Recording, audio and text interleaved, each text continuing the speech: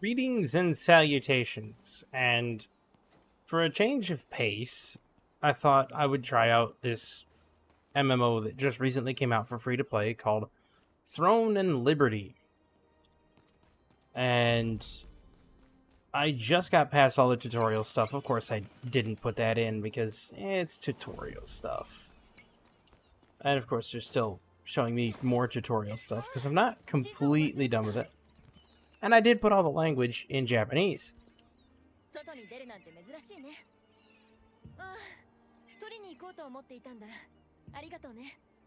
And the reason I did that is, well, because I'm slowly learning Japanese.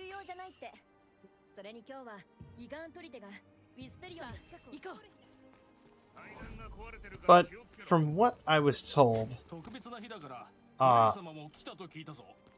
was told that this game is a lot like Guild Wars 2 meets kind of like World of Warcraft in terms of the combat.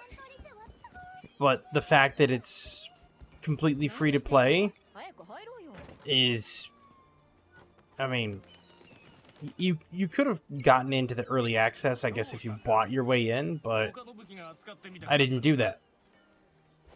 Instead, I thought, you know what, I'm gonna wait for.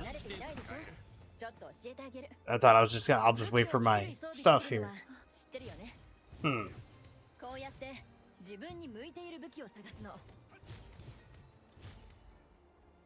See, I've played this before, but not on camera, obviously.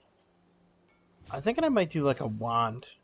My other character's doing a wand too, but there we go. Hold on, let me.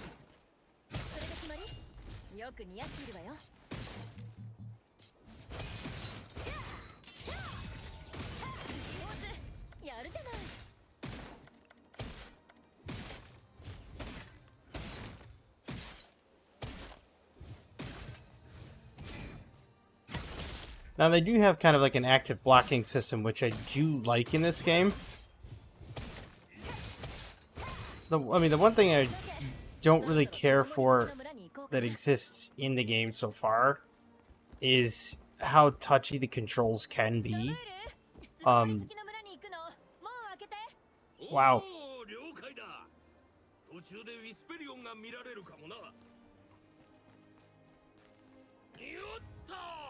And so, like, it's some of the controls can be a little touchy. Let me turn down the other sound effects here. There we go. I'll turn down the battle effects, my character, other characters, monsters, and the voice. That way it's less harsh on the ears. Oh yeah, I'm supposed to equip yeah, okay. Yeah, okay. Yeah. Alright, so now we have a great sword, which is what I'm using, two-hander. I have the wand on the other character, which I don't know if I really want to do that one, or if I want to. Maybe I want to just focus on being a ranged attacker this entire time. Maybe that's what I'll do. Take the sword off. No, I want you to put the crossbows on there. And then put the longbow on. Yeah. Now, of course, I have to reset my skills because they're all reset for the... Yes, I know. Passive skills are always applied. Quick skill slots in combat. Drag them. Got it. Yeah. So let's see. Overtaker. Defense against attacks on defending against inferior attack while stationary magic melee or ranged defenses increased by 100 for up to 3 seconds. An Overtaker charges to an agile shot for 3 seconds. Well, it's not bad. Let's throw that there. Deals damage equal to 320%. Has a chance to bind. I like that. Decisive sniping. And then strafing. Let's see, quick fire. I'll throw that at 5. That's for my crossbow. Nimble leap. Toss that at 6. Wait, mortal mark. Does that work for? Weakens them. Marked targets receive less healing. You take additional base damage for the marked target. When it detonates, it goes boom. So what we'll do is we'll kind of mix it up. Does this knock back? Using Nimble Leap grants repulsive force. So I use Nimble Leap to then grab repulsive force on that. Okay, so that's kind of the combo you want to run there, and then we can just... Yeah, we'll try that.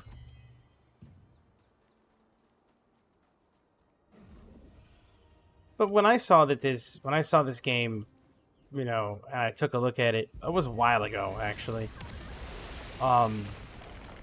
I thought, well, it's quite an interesting idea. It feels kind of like New World at the same, at the same time.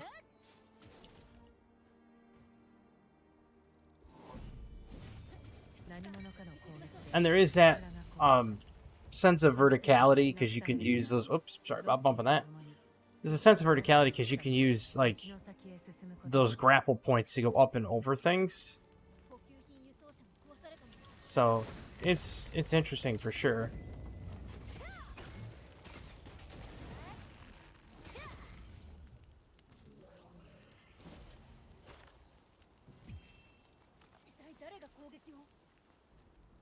Oh, he just straight up died. Okay.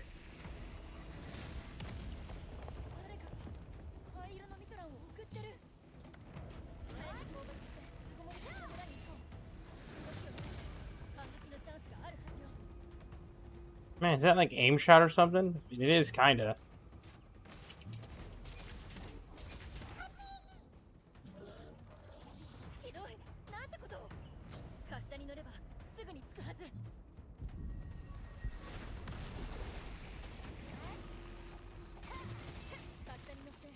That does hit pretty hard. I mean, you'd figure the ranged attackers would be pretty strong. Yeah, I mean, okay, so from what I played a little bit earlier, the mages seemed really powerful. And all the ranged attackers seem very powerful. But I think the problem comes in like the bigger PvP, because like the stuff locks onto targets. So like you can lock onto specific targets and everything. Kind of like tab targeting in WoW. And then when you lock on, it's,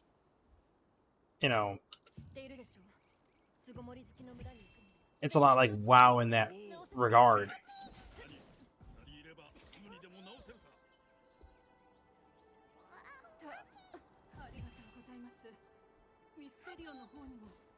It's, I don't know. I like the game. I really do. I made this character brand new on this server because my brother plays on this server and he told me that when the characters were not locked, to make one here.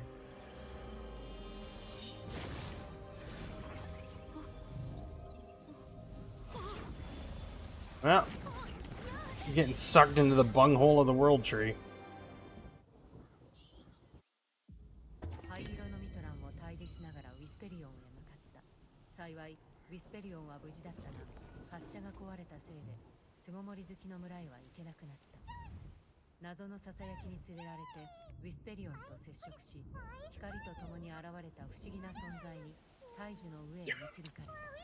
Sorry, but the first time I ever saw this thing, I thought, that's adorable because it's all done like sackcloth and rope and everything, so it's like a stuffed animal.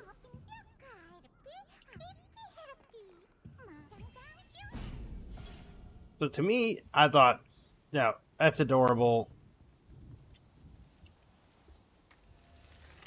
And the game has a charm. It certainly does.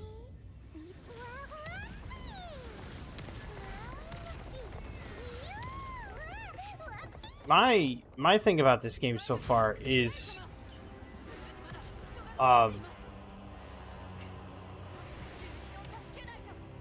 I don't quite understand how the dungeons and the raiding is gonna work. I mean, because you'd have to almost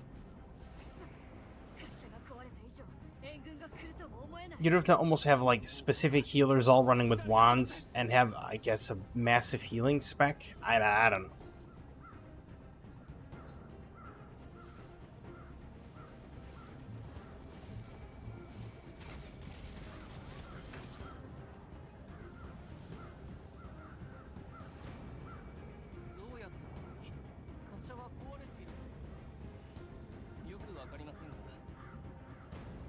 Wow, the intense music hasn't gone away. Hmm.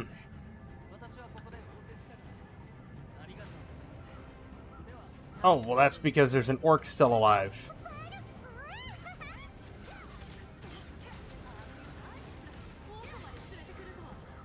There.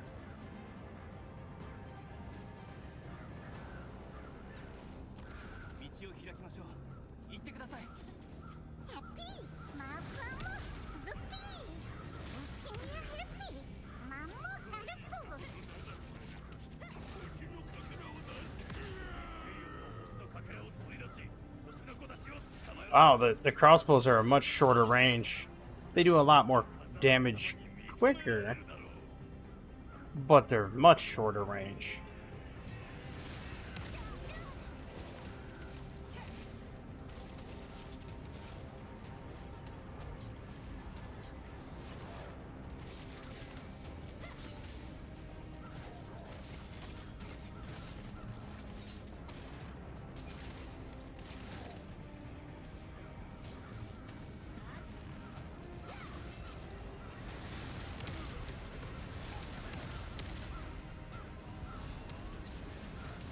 I love how they just start like bombarding you like that. They're just like, everybody look out. Well, can't really help that, can you?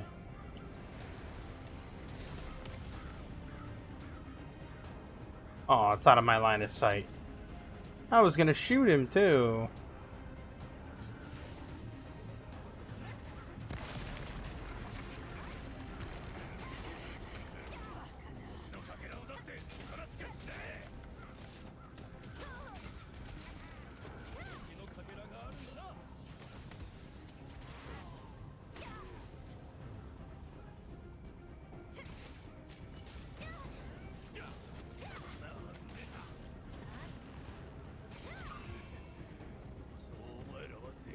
That was terrible.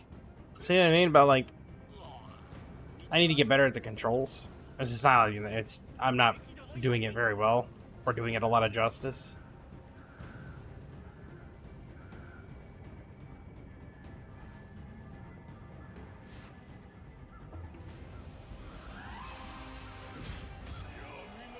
Oh.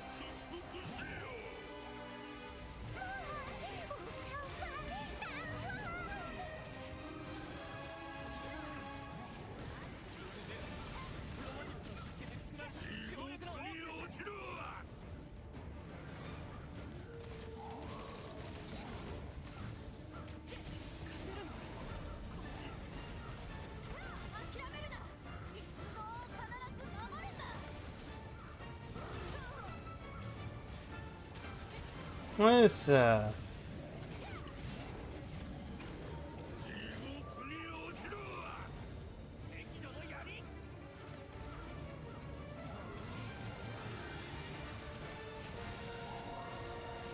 Oh yeah, there's the stamina. I forgot about that.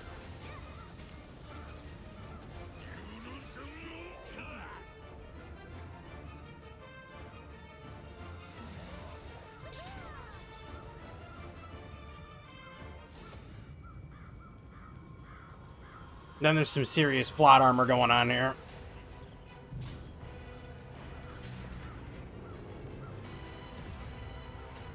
And I don't mean because of the villain. Could you imagine, though? Like, imagine you get swept away, isekai or whatever, to a world like this, and you're somewhat this chosen one, and then all of a sudden Like, there's a guy like, 4 times your size right there wielding an axe as big as a barn, and you're just like, oh, I gotta kill him? Alright.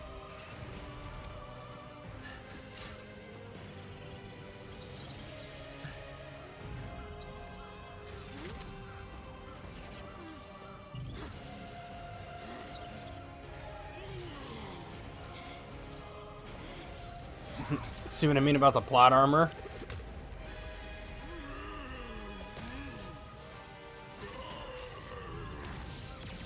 Plot armor.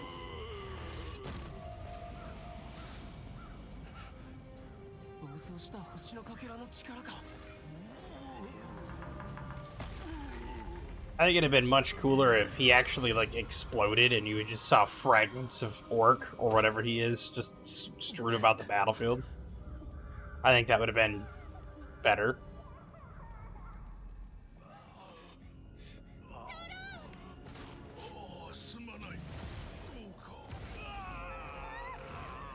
Oh. The Elder got completely destroyed. Sorry.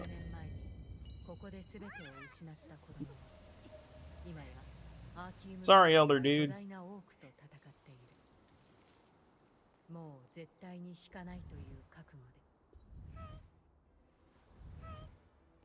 Okay, seriously?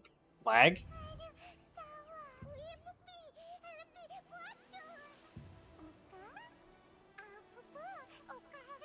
Although they're just like, oh, I didn't think you would wake up. They didn't give you the typical, like, anime trope of, oh, you've been sleeping for 3 days.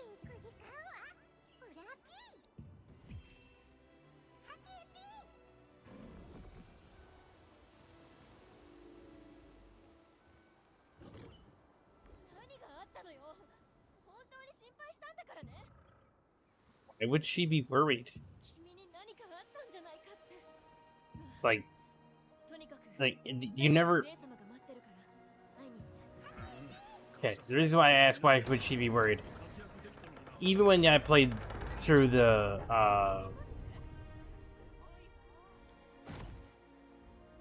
tutorial earlier on a different character a while ago, right? I sat there and I'm like, okay, no big deal. I played through it, and not once was she mentioned anywhere in the tutorial until you walk out of the area, and then you're just like, ah, yes, there she is, Lottie. Don't know who she is. Don't know if she's a childhood friend or a complete tool. We don't know.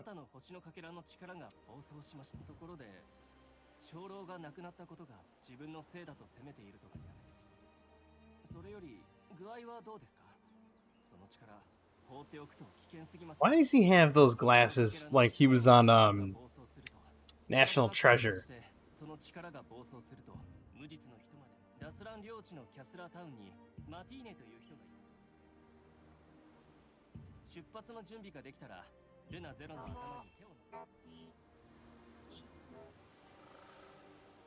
Like, what is he gonna do? Is he just gonna look at the the back of the direct Declaration of Independence, and then tell me that Civil War gold is buried somewhere in like Boston? Look at him, National Treasure looking goober.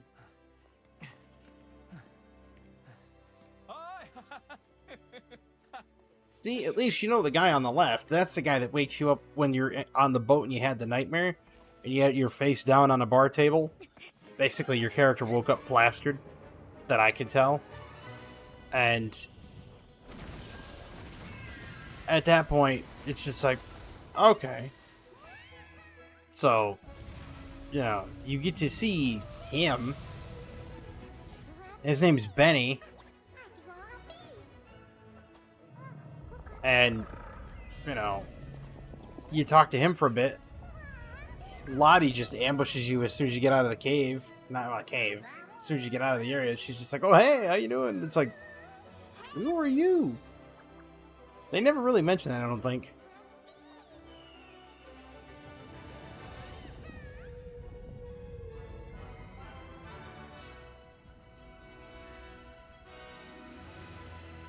my Monster Hunter urge when I saw that big flying whale thing. First time I started this up, I saw that thing flying. It's like, when can I put a sword in that? Can I stab that? The whole old Monster Hunter, you know, the old Monster Hunter days picked up. There you go, throwing in Liberty.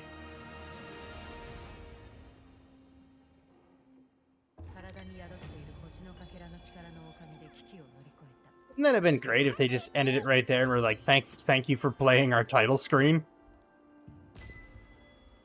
I think some people would have been livid.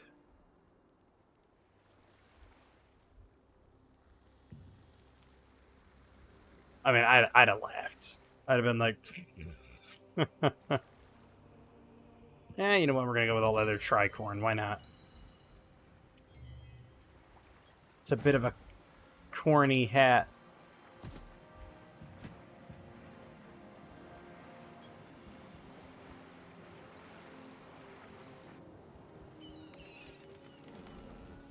Ah, yes.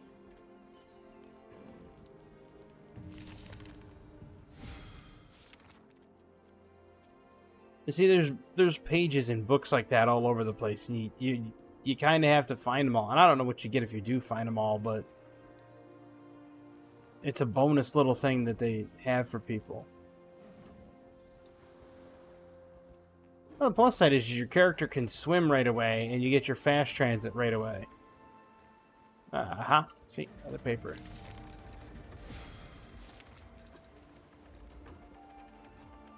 Another paper.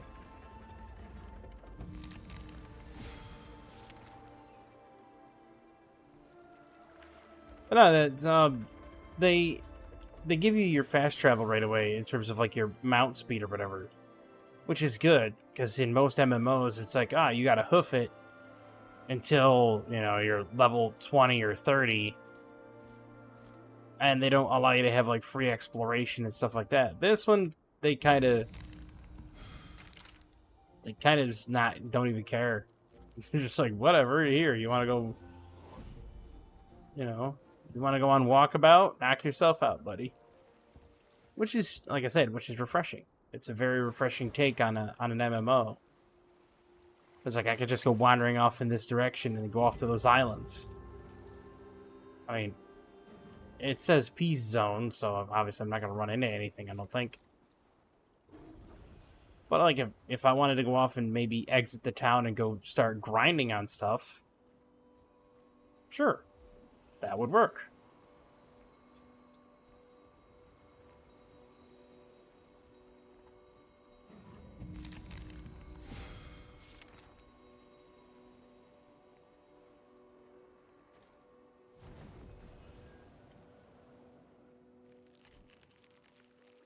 Well, that's not fair. Cannot use vertical controls.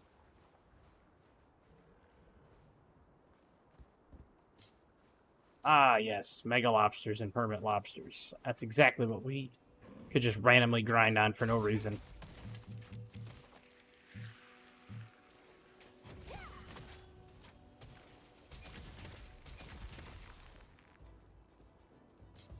Gestations. Now that... I'm sorry. The first time I saw that name, I was like, okay.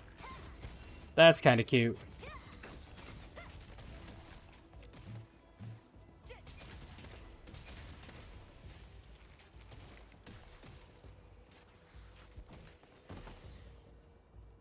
It's just red leggings.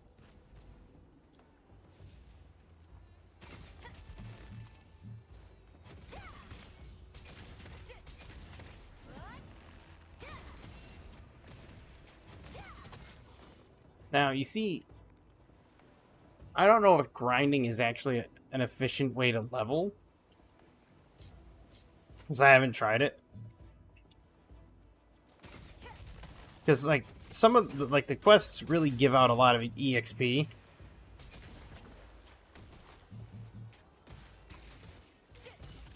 So, like, I have a feeling that it's not an efficient way. Ooh, salt.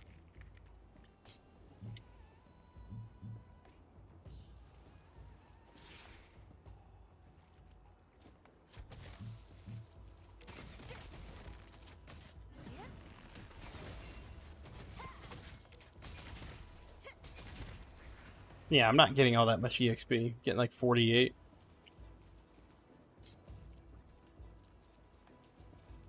Ooh, that one's level 7.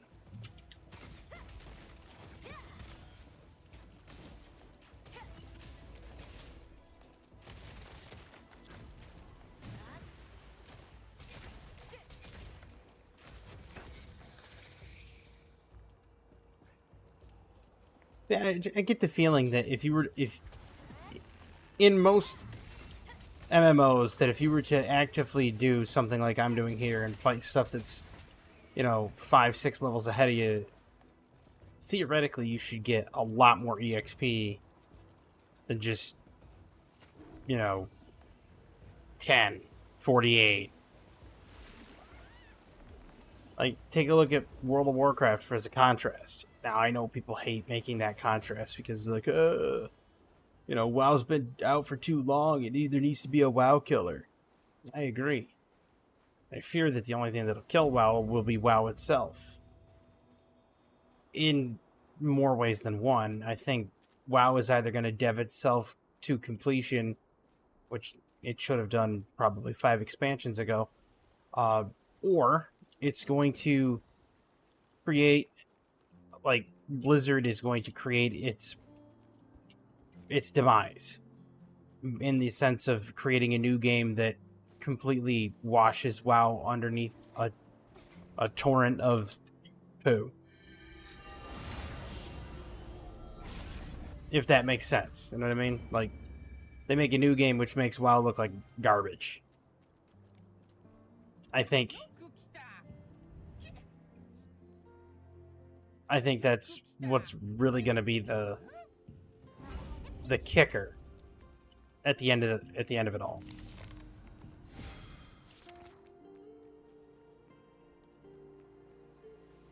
But that's me. That's my take on it. Because I sit there and it's like, I take a step back and look at it from the perspective of the game having been out for almost 20 years. So, obviously, with the game being out for so long, you almost kind of want it to be over at the same time. I mean, because I know I do. I mean, I've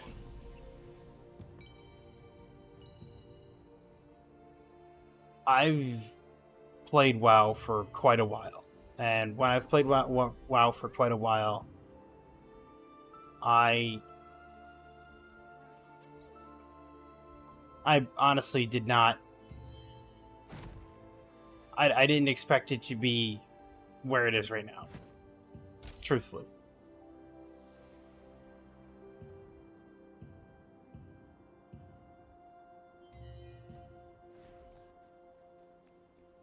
I thought it would have been dead by now. And I honestly think that the expansion that was going to do it in was Cataclysm. Like, I mean, they had a meteoric fall after Cataclysm.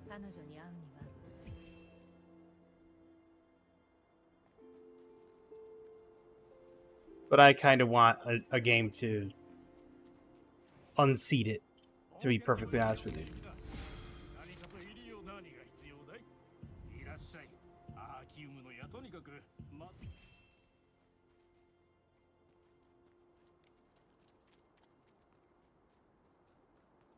But it's just,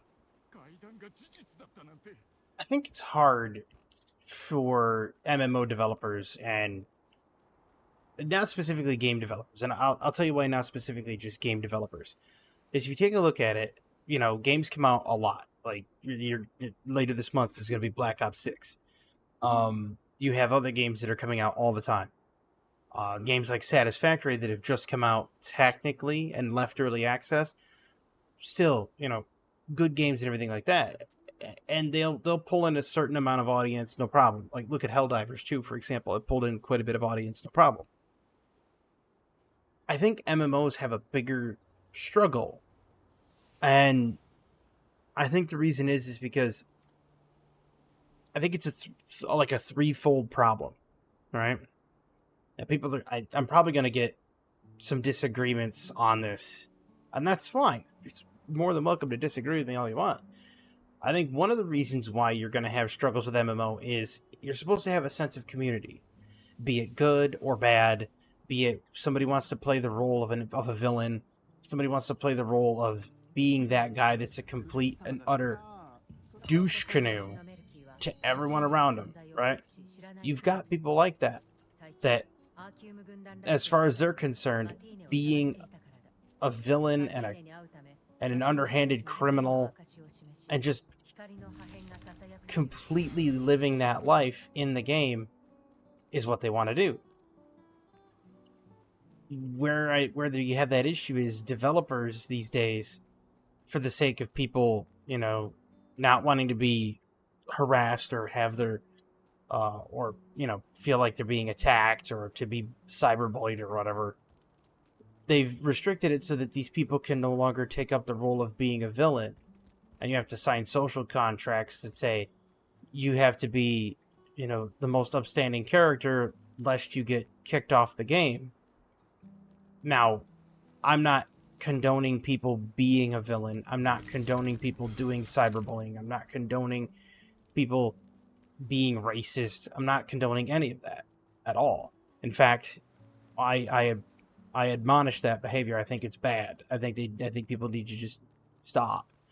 But I also think that if you're going to play an MMORPG and it's going to be a role-playing game and you are going to play the role of a character where your character is that type of ne'er-do-well sleazeball, then it shouldn't be restricted by social contracts, right?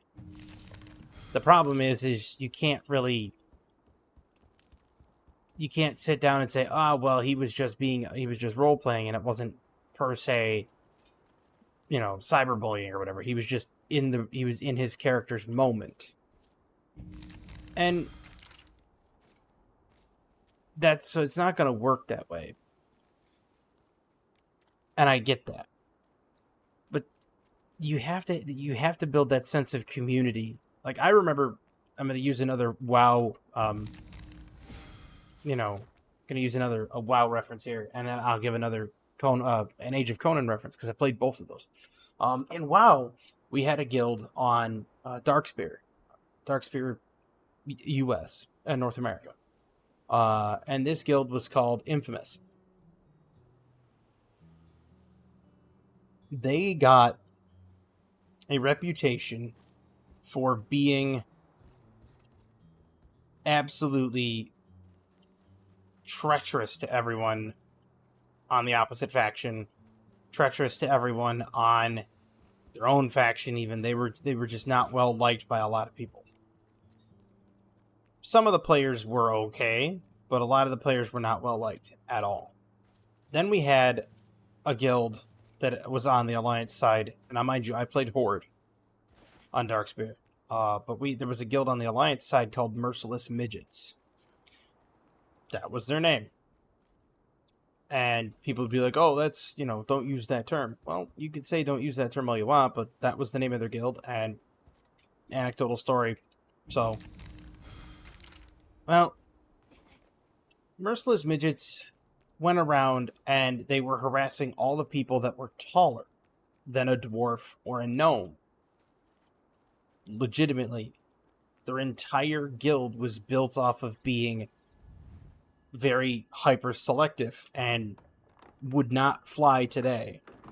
So like the social contracts that people sign today to play World of Warcraft, this guild would not be allowed to exist in the modern era of WoW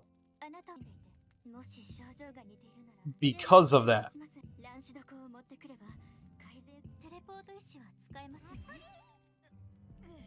Which I find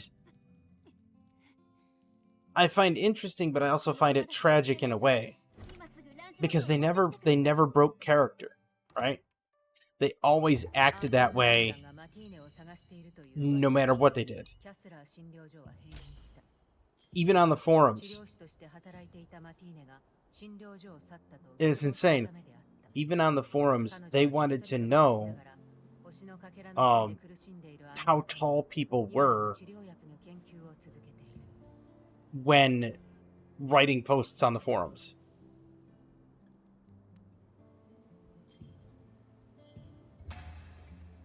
And I'm like, wait. Why? Why does it matter how tall people are when writing on the forums? It's not technically part of the game per se. It's just kind of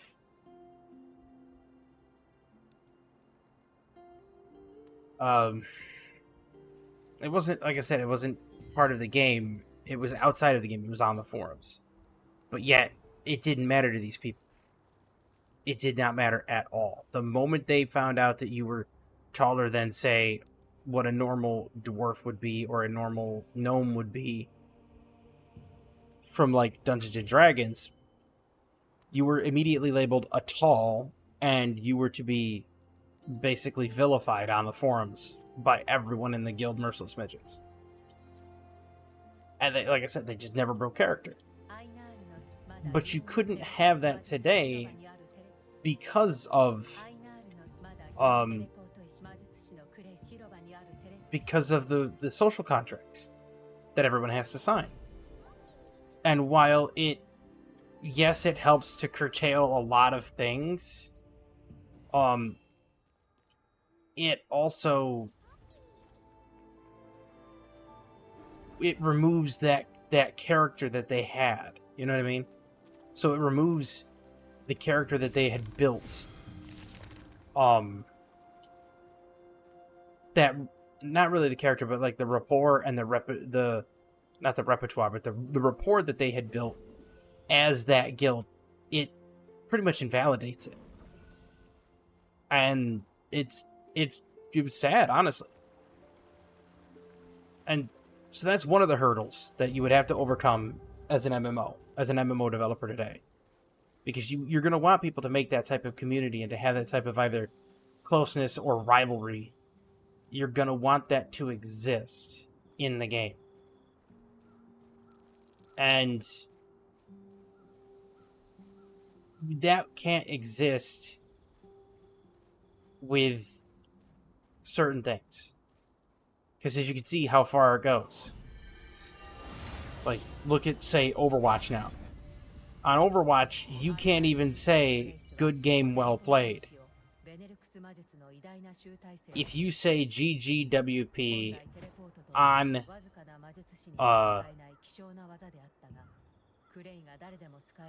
Overwatch, and in some cases, even on, say, like, what's the name of that? The other game, League of Legends. The toxicity in those games has gone above and beyond, so much so that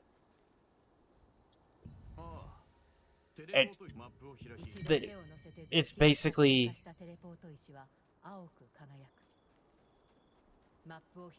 unplayable. Because if, like, let's say you win and you say GGWP, okay, good game, well played. It's a fairly common thing. Like, gamers do it all the time. And it was to let the other team know, hey, you played well, you did a good job. Cool. Right? Nope. League of Legends, that's a bannable offense to say GGWP.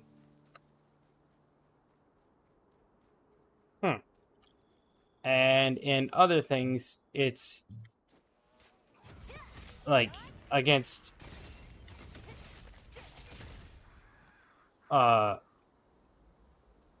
it's against what's it called? Not terms of service, but yeah, the EULA, the terms of service.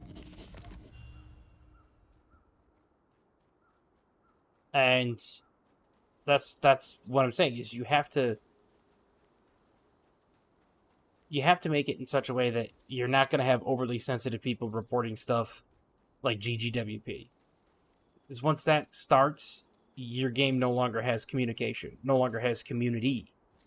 People no longer can trash talk if they wanted to. That's all curtailed to such a degree that it just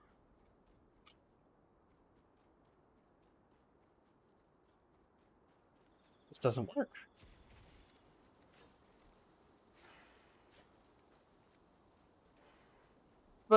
You know, that's like, as I said, that's one of the issues.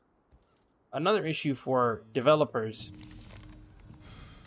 is trying to continue to come up with content, right? So you'll start making content in an MMO, and people will, especially with the flow of information today, people will use the internet and have an overflow of information, at which point they just,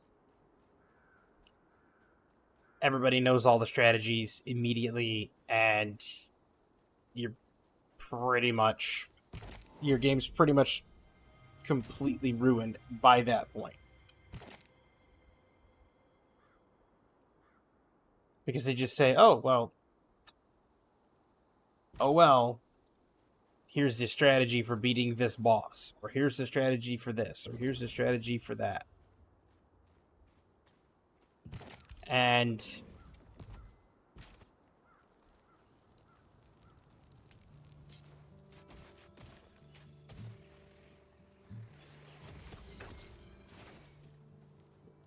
did not mean to steal that at all. I wanted to burn the pile of straw.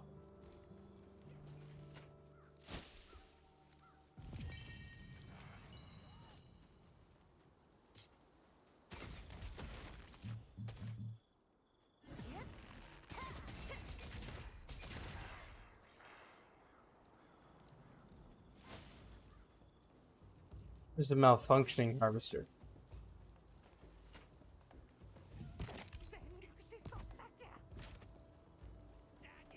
There's violent harvesters, but where's the malfunctioning one? Well, at any rate, I'll just keep looking for it.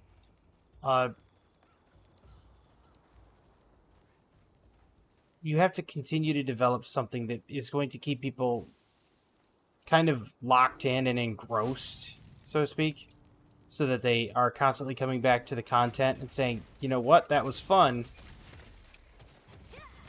or something that can keep them attached daily to pull them in, right? And if they don't have that, they will stray. And that happens a lot. You have a ton of people just kind of like stray away from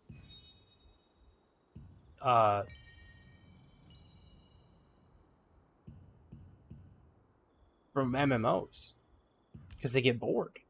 They get bored with, you know, everything, really. And I can't say as I blame them. I really can't, because you do get to the point where you're trying to play the game and do something every day, or try to get at least to play the game and make progress on a character. And then you'll eventually get to the point where progress on a character stalls out. You take a look at more modern MMOs like this one, and even more modern WoW, people basically rush to the level cap in no time, and when you rush to the level cap in no time, what happens? Everybody's bored, because then their character's like, oh, well, I don't have to do anything because there's nothing to do. That's the other issue. You have to make the leveling process and the journey the enjoyable part. You can make the endgame content enjoyable as well, but if you really want the game to be exceedingly popular, you have to make the journey just as memorable and wonderful as the destination. And it's hard to do that. I mean, realistically speaking, it is very hard to do that. The reason why it's hard to do that is because, well, to be honest, it's hard to keep people's attention in this fast-paced world.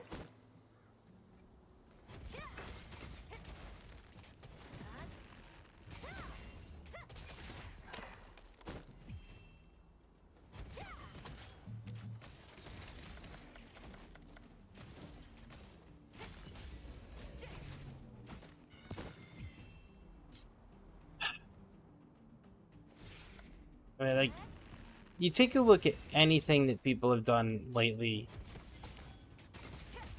in terms of how to keep people enthralled with the game. Okay? You don't really have... I'm not going to grow any of the skills just yet. What you don't have is you don't have people sticking with the game like they used to. You don't have...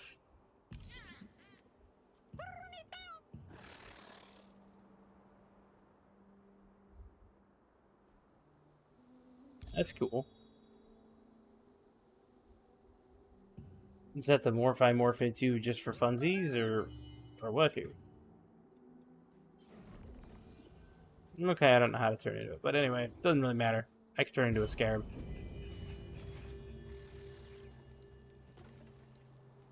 What eventually happens is you... Oh, there you go. Maintenance. No, you'll have people that...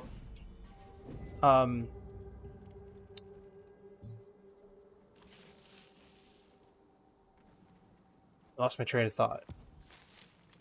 You will have people worrying more about, like, their character progression and everything like that. Then when your character progression's gone, you know, what happens then? They don't really have much of anything they can do.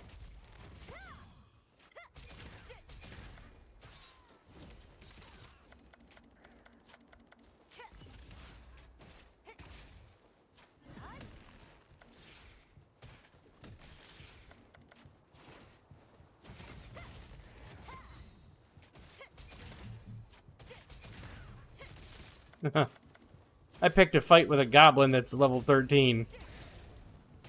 Whoopsies.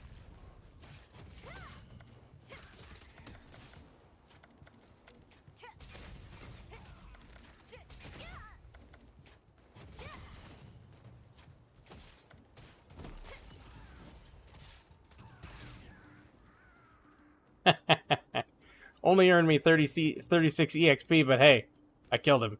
And that's all that matters.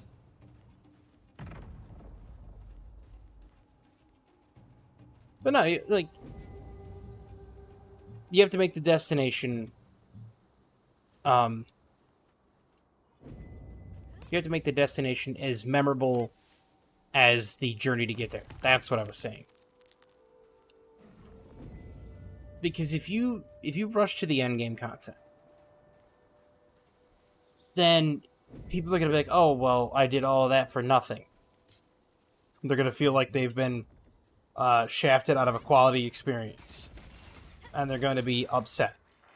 However, if you make it so that your journey is too long, you have people that are like, I don't have time for this because, you know, I work a 40-hour work week. I have a family. I have this. I have that.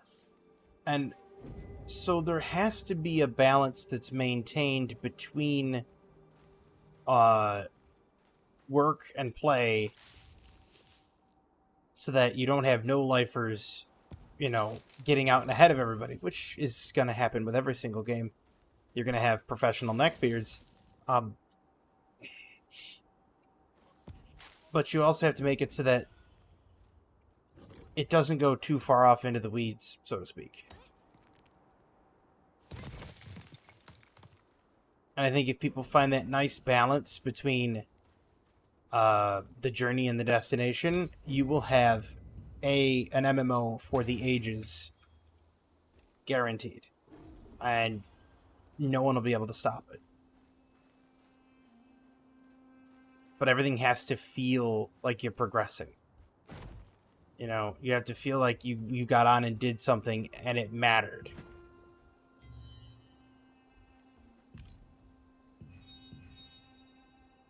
Now, I'm not saying that I'm gonna, you know, that, oh yeah, you know, here's a great idea, but I am going to give some semblance of an idea of what they could do. Territorial gains. Faction warfare and territorial gains are things that are widely sought after in an MMO. Because it's that feeling of you're part of a faction, and that faction is dependent upon you being there. It's dependent upon so much stuff. And the fun part about it is, take a look at EVE Online, for example. And I failed to give the Conan reference. And I'll get to that Conan reference here in a minute. Take a look at EVE Online. EVE Online has a massive community that they make their own little individual federations and guilds and everything, and they end up fighting amongst one another completely randomly. It's not a contrived faction warfare like it is with World of Warcraft, right?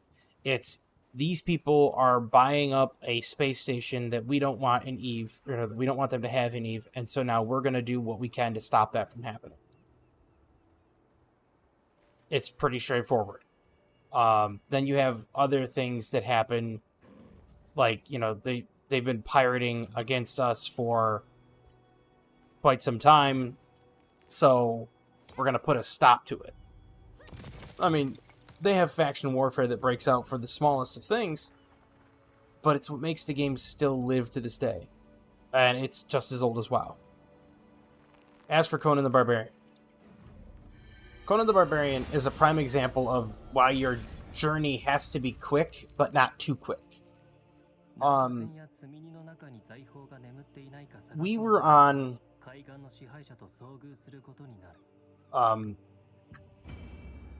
the cutting edge of that game. My brother and I, my friends and I, we were all playing that game at the same time. And we were quite literally one of the highest levels on the server. We were at the pinnacle, for lack of a better term. We were at the pinnacle of where we were. But with that came a problem. And that problem was that we ran out of quests. The game was not completed per se.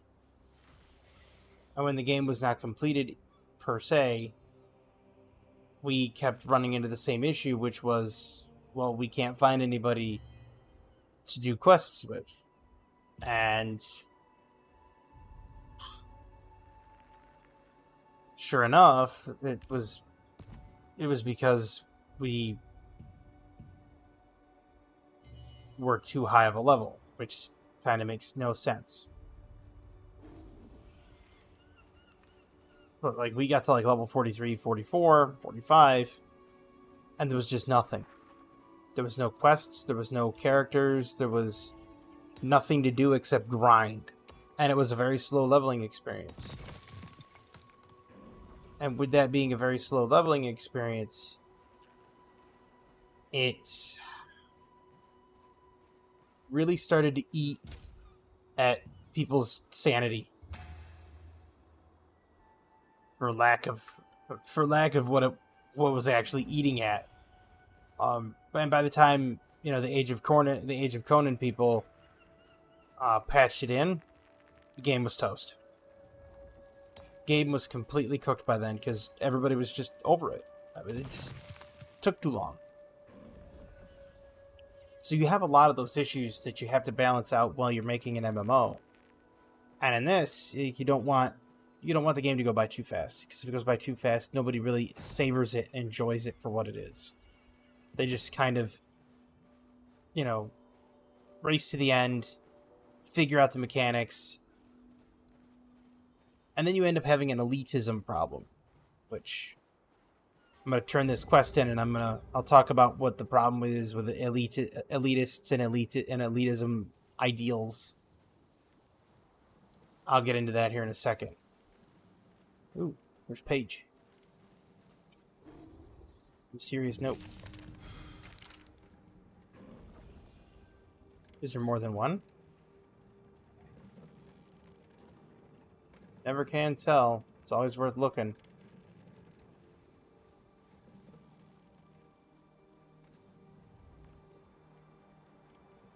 First rain. Oh, Mandrake Farmstead. Okay.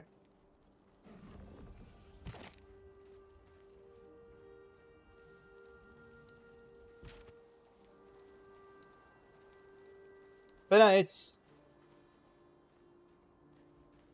the elitist problem that you're gonna run into when you have a game that people learn things is it's gatekeeping, essentially. And then that gatekeeping boils down to people that know the content are literally telling the people that don't know the content, you can't join us because you don't know what you're doing. And that type of gatekeeping and that type of elitist attitude actually harms the game more than it helps. And this is the case 100% of the time. It's the reason why World of Warcraft did what it did and said no GDKPs. No gold dragon kill points raids. None of this, none of that. Because it was restricting the games. And so now they've gone to, oh, if you don't have this amount of item level, you can't join us. Or if you don't have exactly this, you can't join us. So they've replaced one restriction with another, and then they wonder why nobody plays.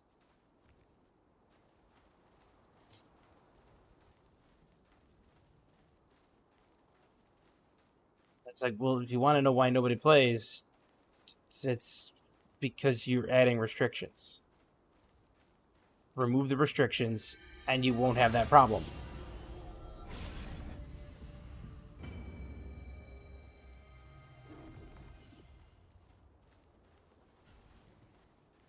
Like, that is that simple.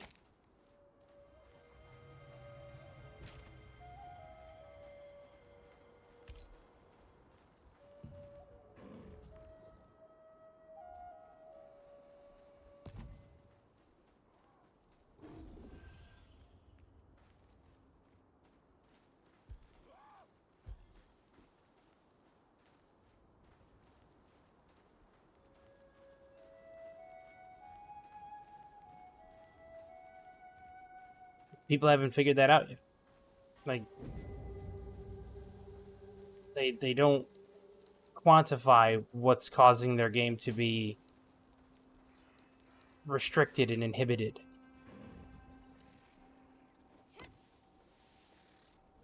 When they finally figure it out, it's generally too late because it's become a pernicious problem.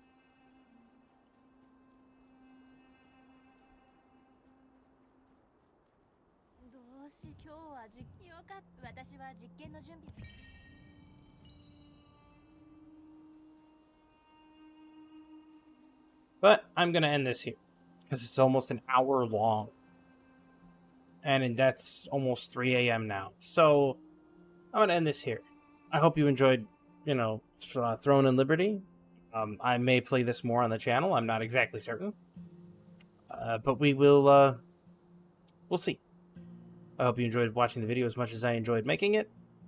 As always, have a fantastic evening, a wonderful tomorrow, and have a good one.